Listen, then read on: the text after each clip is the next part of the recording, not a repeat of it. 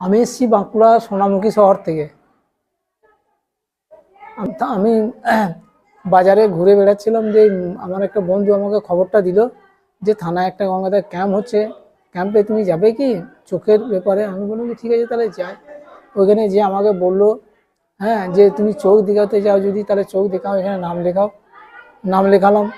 আমাকে সঙ্গে সঙ্গে ওখানে ডাক্তারবাবুরা দেখে বললো যে তোমার চোখে ছানি আছে। হ্যাঁ, ছানিটা আমার অনেক দিন আগে হয়েছিল, মানে আমার প্রেশারের গোলমালের জন্য আমি করাতে পারি না, বুঝতে পেরেছেন তো।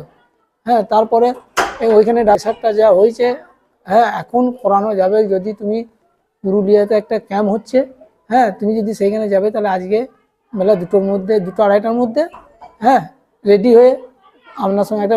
এইখানে আসার পর আমার খুব ভালো লাগছে এইখানকার হ্যাঁ যে দিদিরা বা দাদারা আমাদেরকে সহযোগিতা করছে মারাত্মকভাবে। হ্যাঁ, আমাকে ওইখান থেকে গাড়ি থেকে নামিয়ে হুইল চেয়ারে করে আমাকে একবারে রাস্তা থেকে নিয়ে এসে ওপর তলায় তুলে দিল, হ্যাঁ লিফটের সাহায্যে। এখানকার যে পরিষেবাটা আমার খুব ভালো লাগলো। হ্যাঁ, আমি সঙ্গে করে যে লোকজন আরও বাইরে থেকে যারা লোকজন এসছে তারা মারাত্মকভাবে সবাই নাম করছে যে না এই পরিষেবাটা মারাত্মকভাবে দেওয়া হয়েছে।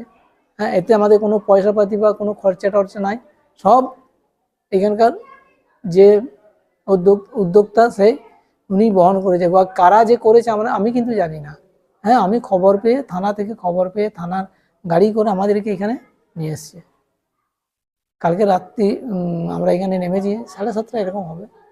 হ্যাঁ, এবং থাকার ব্যবস্থা খাওয়ার ব্যবস্থা সব ওনাদের, কোনো কিচ্ছু আমার মতো মানুষ আমি এসছি, আমার কোনো কিচ্ছু অসুবিধা হয়নি। নমস্কার।